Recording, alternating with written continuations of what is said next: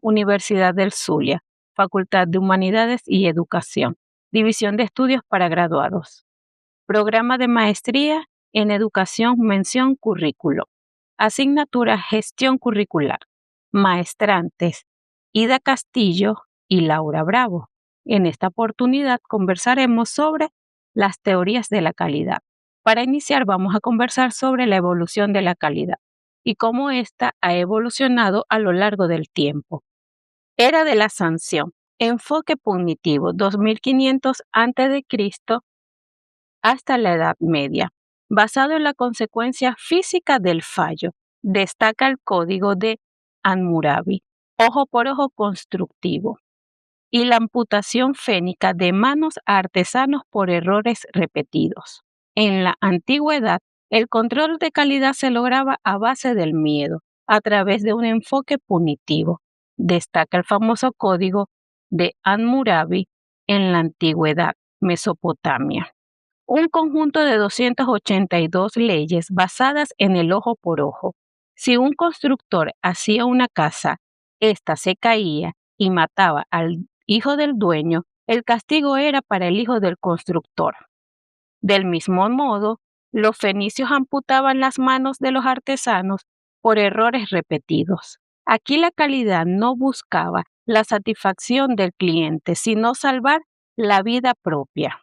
Era artesanal y gremios. Durante la Edad Media, el concepto muta hacia el orgullo del oficio y la protección del gremio. Se consolida la satisfacción a medida por el trato directo entre el artesano e individuo, controlando directamente los estándares. De aquí surge la satisfacción a medida. Gracias al trato directo cara a cara entre el artesano y el cliente, el artesano fabrica exclusivamente para la persona, cuidando su honor y prestigio. Él mismo era su control de calidad. Además, aparecieron los gremios, que eran asociaciones del mismo oficio para controlar colectivamente los estándares y evitar que productos defectuosos arruinaran su reputación. Posteriormente tenemos la era industrial e inspección. La producción en masa de Taylor y Ford desvinculan al obrero del cliente. Se prioriza el volumen de producción y surge la inspección masiva tardía para separar la basura, un medio reactivo e ineficiente. Con la llegada de la producción en masa de Taylor y Ford, todo cambió. El obrero pasa a realizar tareas mecánicas y repetitivas en una línea de montaje y se desvincula por completo del cliente. En esta etapa, la prioridad número 1 fue la obsesión por fabricar mucho y rápido. Como nadie controlaba los errores durante el proceso, surgió la inspección masiva tardía, al final de la línea. Un método reactivo e ineficiente que consistía simplemente en filtrar y separar la basura de lo que sí servía. Control estadístico de procesos, 1930 a 1950. Walter Sherwood introdujo las gráficas de control de muestras en los laboratorios Bell para corregir el proceso durante la marcha. Se vuelve norma militar obligatoria y estratégica en la Segunda Guerra Mundial. Para solucionar esta ineficiencia, Walter introdujo en los laboratorios Bell un gran invento, las gráficas de control. En lugar de separar, al final se toma una muestra estadística sobre la marcha. Si los datos salían de los límites de la gráfica, la máquina se corregía en ese mismo instante, antes de generar desperdicio.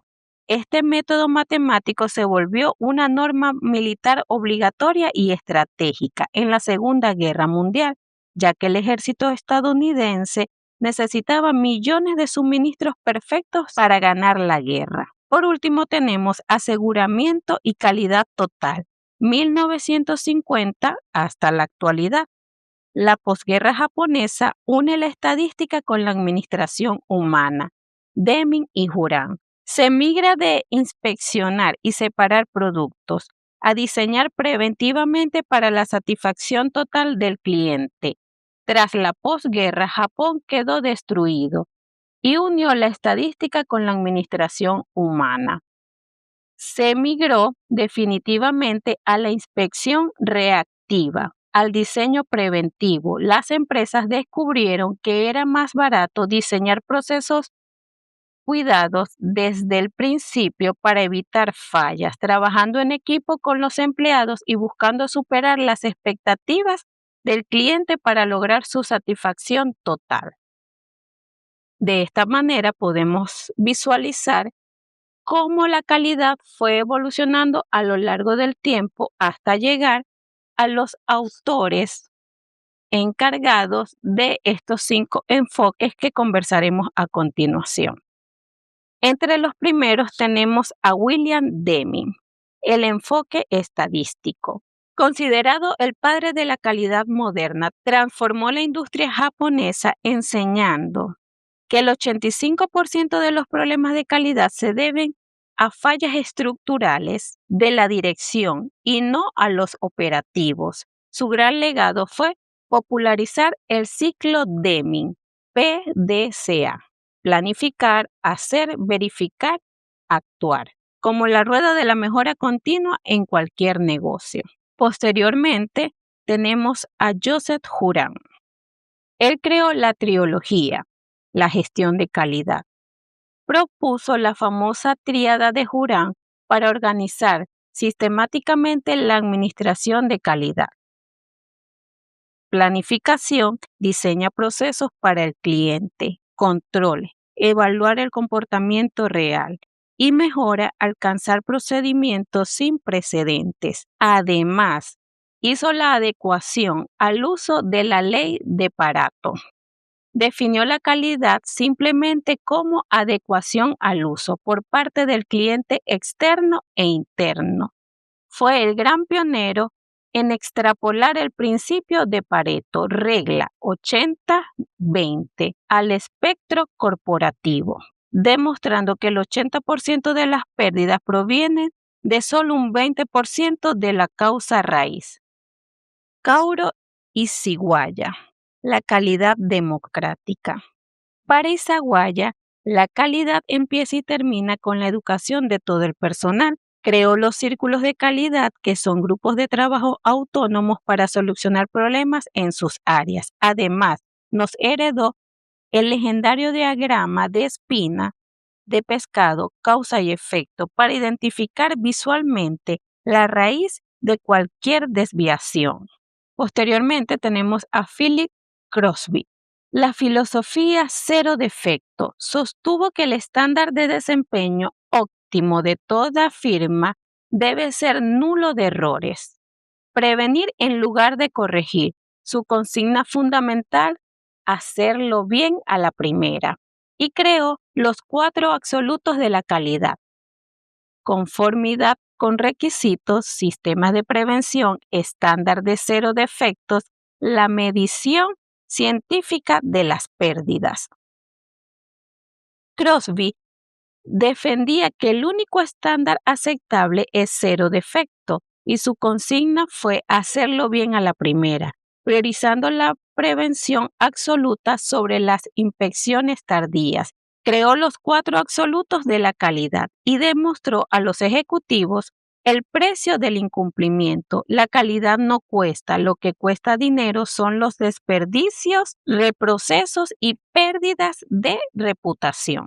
Por último, tenemos a Armando Feigenberg, el control total de la calidad. Acuña el concepto de Total Quality Control, TQC, definiendo que la calidad no es tarea de un solo departamento, sino un compromiso coordinado desde la mercadotecnia hasta el servicio al cliente.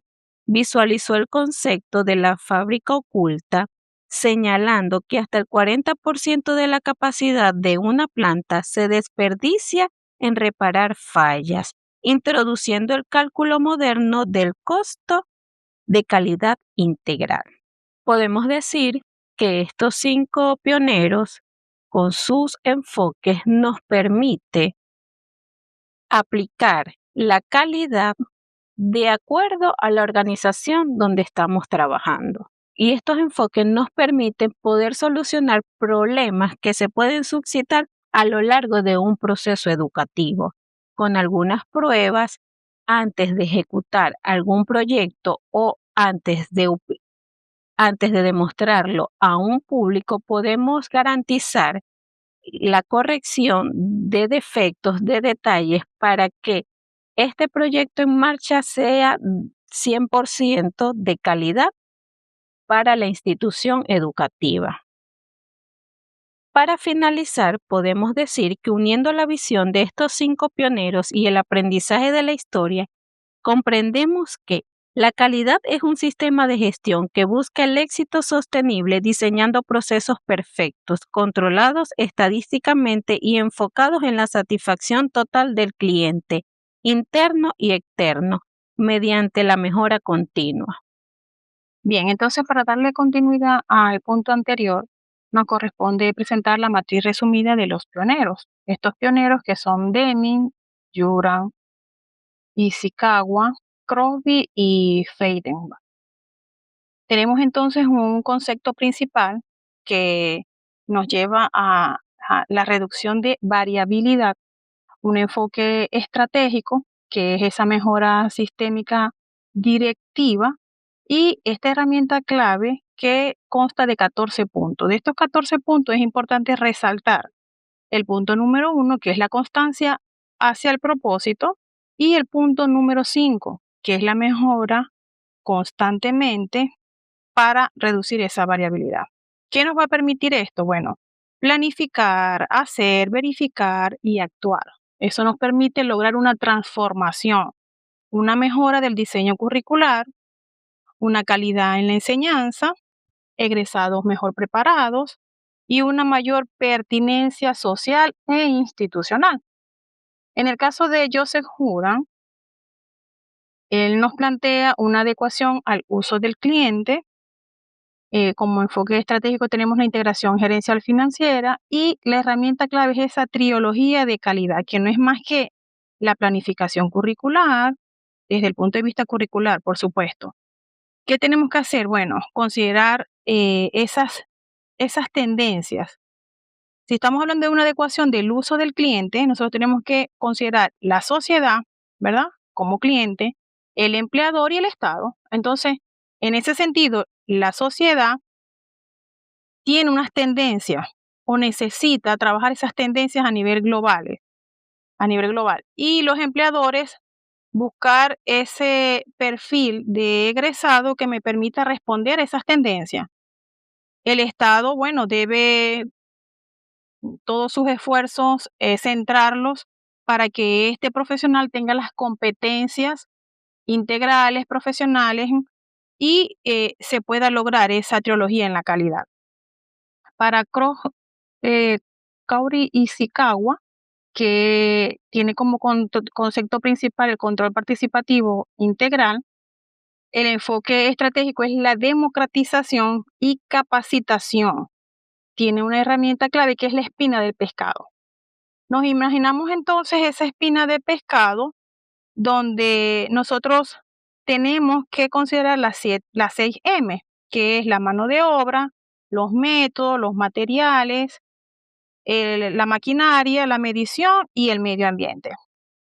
Entonces, ¿qué tenemos que hacer? Bueno, nosotros buscamos ubicar en la cabeza el efecto, ¿ok? Luego vamos hilando en esa línea que me conecta la causa con el efecto y de esa causa, ¿verdad? Se van ramificando unas pequeñas espinitas que vienen a ser que conecta la causa con esos efectos y que me permite ir dilucidando cuáles son esas causas que al identificarlas yo voy a poderlas trabajar, ¿no? Asimismo están los aportes de Philip Crosby, ese control participativo integral ya ahora pasa en este caso a Crosby como un cero defecto, es decir, evitar al máximo la repetición de procesos, ¿no? Entonces, tienen que haber unos requisitos claros, una prevención del diseño, mitigar un poco la carga cognitiva desde la planificación. El rol de jefatura es sumamente importante, la función, es decir, todo esto nos va a permitir a nosotros hacerlo bien en la primera, pero para eso nosotros tenemos que primeramente prever todos estos aspectos que nos permiten lograr la satisfacción de esa necesidad.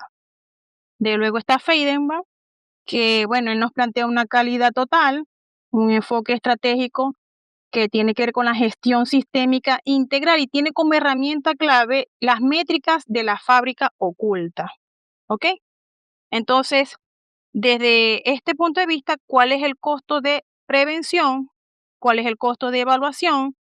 ¿Cuál es el costo de las fallas internas y las fallas externas? Es decir, yo necesito ir ubicando en cada uno de estos procesos y ir validando para poder desde este sistema integrar, ir consolidando los aspectos para lograr esa calidad total. Entonces, tenemos una matriz resumida acerca de estos pioneros que iniciaron con esa teoría de la calidad y que a partir de esos conceptos principales se fueron generando unos enfoques para poder brindar finalmente una teoría de calidad que nos permita considerar estos conceptos y estos principios a nivel curricular. De esa manera, en la siguiente lámina tenemos entonces estos pioneros de la calidad con el enfoque curricular. Entonces, ¿qué nos dice Demi? Bueno, que la calidad mejora al reducir las variaciones. ¿Ok? ¿Qué tenemos que reemplazar? Esa inspección o esos exámenes que se dan al finalizar por evaluaciones que sean formativas, constantes, continuas en el aula. ¿Ok? Ya no podemos dejar esa evaluación para el final, sino que, como les comentaba en la lámina anterior, tomar de esos 14 puntos clave el primero, por eso le hacía énfasis en lo que es la constancia al propósito. Cuando yo tengo claro el propósito, yo voy a ir mejorando constantemente para reducir un poco esa variabilidad, esos errores que podemos estar cometiendo y lograr el objetivo académico. Para Juran, la planificación es sumamente importante. La calidad es educación al uso y a la pertinencia. Diseña planes de estudio ágiles que responden rigurosamente al perfil de egresado y esas necesidades reales que ya venimos comentando, que tiene que ver con esa pertinencia social que va a responder precisamente a la necesidad de preparar, de que la calidad de la enseñanza nos permita una pertinencia social e institucional para lograr la transformación, una transformación social. En el caso de Ishikawa, la democratización, bueno, la calidad inicia con educación y círculos de control, ¿verdad? El enfoque curricular va dirigido hacia el colectivo y las academias de los docentes, resolviendo problemas y reprobación y diseño microcurricular, ¿ok? En ese sentido, Ishikawa, ¿verdad?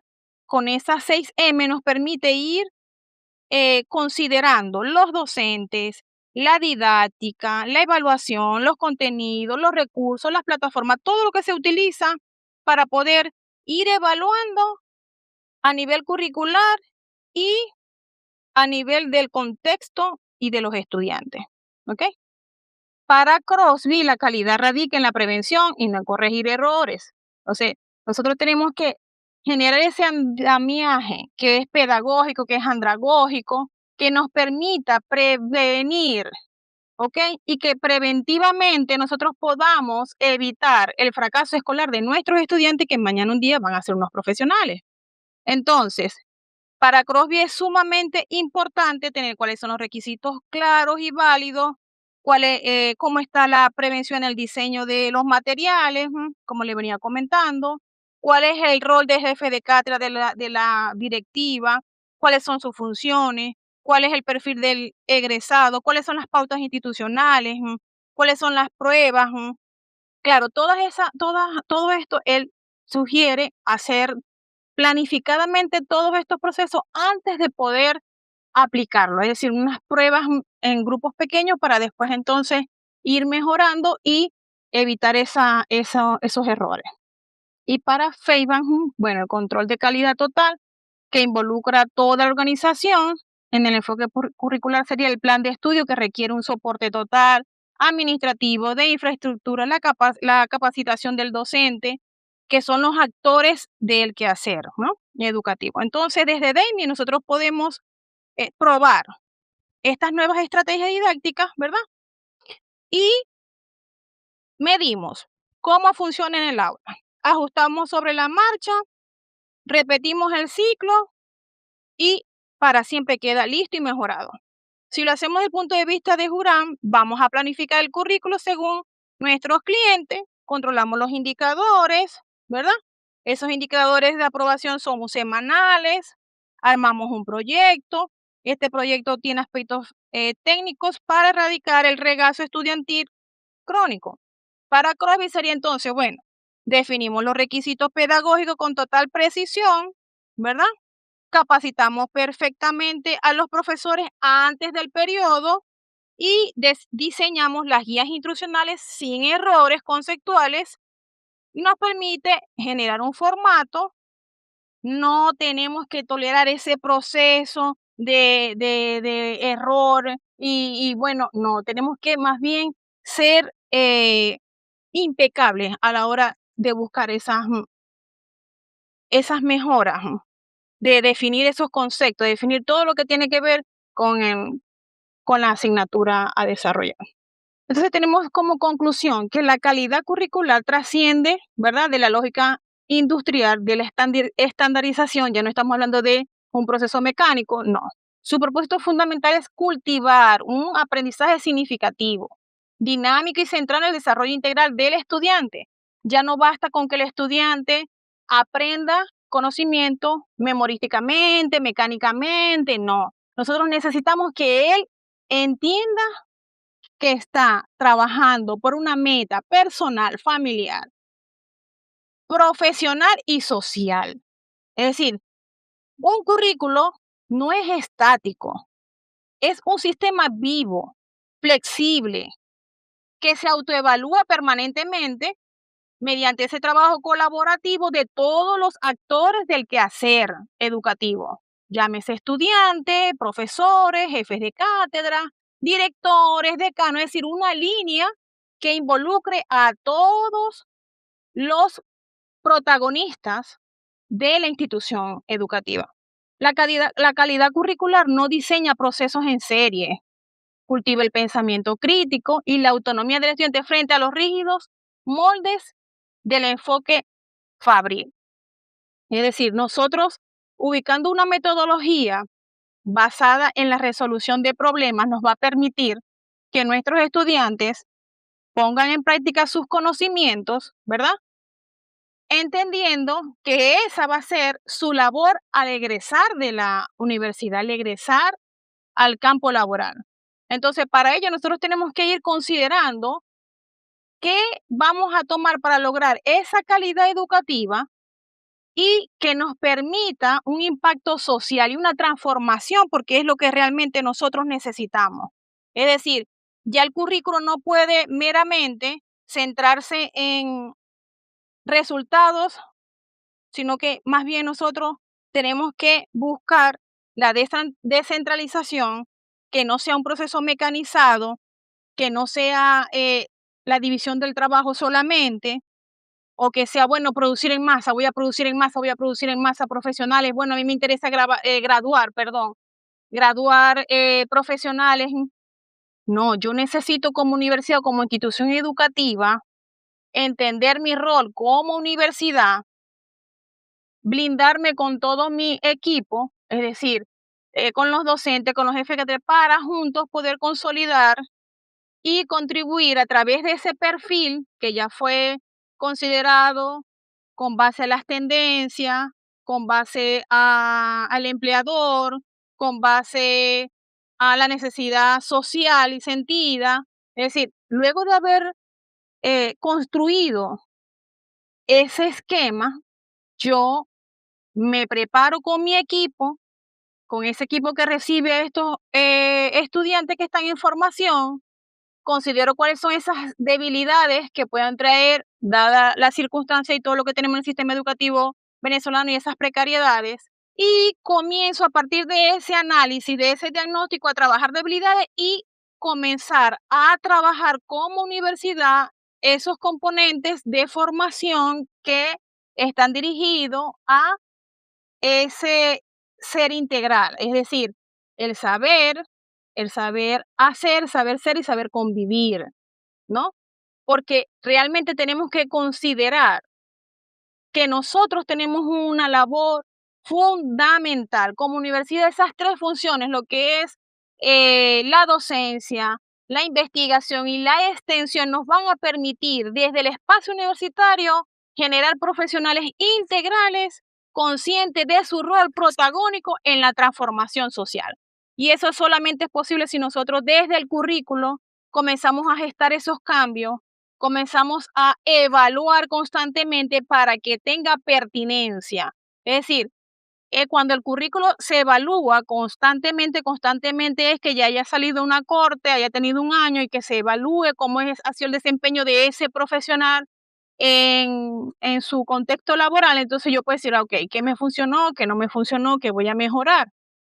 ¿Ya? Y así logramos una calidad, la calidad ideal, la calidad total.